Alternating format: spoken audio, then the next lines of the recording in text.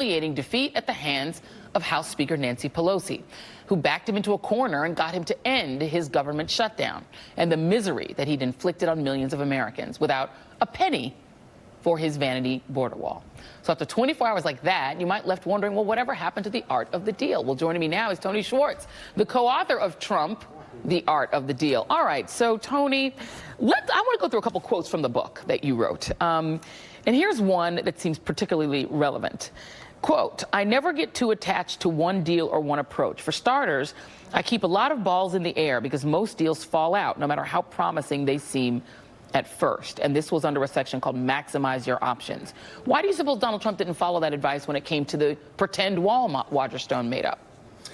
Well, what we now know is that he's a terrible negotiator, and actually always has been. If you go back to The Art of the Deal, which was a title I came up with, it came into my head in a moment I've lived to regret 30 years ago.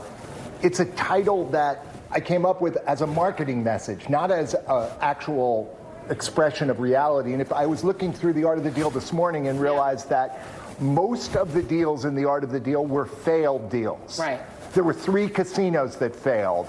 There was this attempt to get rid of tenants on 100 Central Park South that failed. There was the United States Football League that failed. This man has been a failure for his entire career. He didn't earn. He inherited $400 million. Right. We're fixing your mic. I got it. Thank you so much. He inherited $400 million and, compared to almost any other way it could have been invested, did nothing with it. Yeah. And I guess that the thing is that it was such an effective presentation that Americans, by and large, know Donald Trump because of that. He got The Apprentice because of that presentation of who people thought he was. Before you wrote the book, did you have doubts about his acumen as a businessman, or did you sort of realize it after the thing was a success that, oh my God, this was all untrue? I'm going to tell you honestly that I woke up this morning and I started thinking about this, and I dissolved in tears because the notion that I made this choice to do this still feels to me unbearable. And the tears, I think, were almost tears of joy that the truth could finally come out. So yes, I totally knew it. That story I was just referring to about 100 Central Park South, I wrote that for New York Magazine before I met him. It was called The Cold War on 100 Central Park South, and it was about Trump's utter and complete failure at trying to harass tenants out of a building. I had an experience with him. The cover picture was of him looking like a thug. He loved it. He put it up on his wall. I knew exactly who he was. So, that's why I have been in, absolution for a very, very long time. I'm going to read another quote, and this is about truthful hyperbole. Donald Trump, this is you writing for Donald Trump. "I play to people's fantasies. People may not always think big themselves, but they can still get very excited by those who do. That's why a little hyperbole never hurts.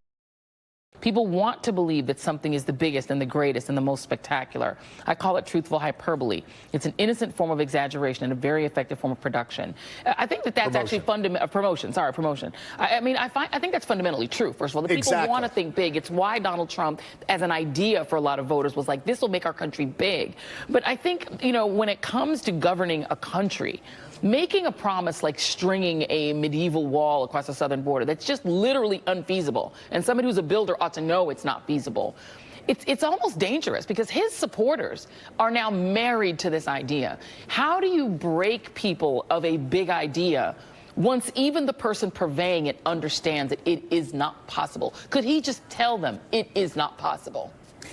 I don't think you can break the core of the base. I watched Ann Coulter on Bill Maher last night, and she represents the base. This is a nightmare. I mean, people who believe the most repugnant kind of ideas. So I don't think it's about that. I think what it's about is really recognizing through this process what you can learn from it. And one of the things you can learn is that the people have power. So you watch the air flight controllers call in sick yesterday, end of shutdown.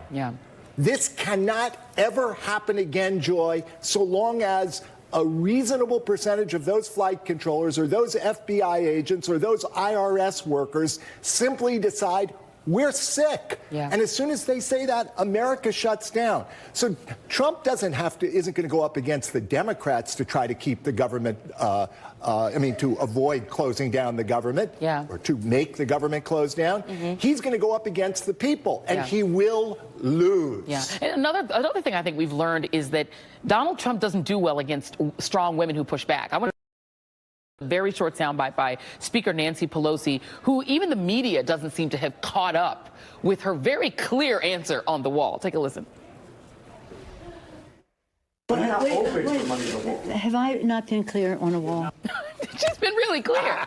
What has Donald Trump how does he deal with strong women? Apparently, he crumbles in front of them. Well, first of all, he has had strong women work for him. So that's an interesting fact about him.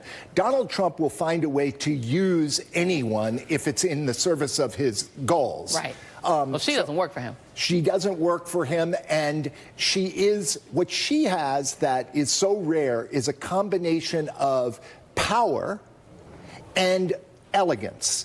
In other words, she can be circumspect and respectful in exercising that power, and that's what he doesn't understand. Yeah. If somebody comes slashing back at him, Trump can always outslash. Yeah. If someone is graceful, that's a word that doesn't exist in his vocabulary. Very interesting. Tony Schwartz, thank you for coming today. And also thank you for bringing a superstar with you. Let's take a look at who you brought. That's my little grandson, Jonah. Hey, Jonah. And he's here to support me. Well, he is doing an excellent job. I think he is a star. I proclaim Jonah a star. Hi, Jonah. You want to talk to the people?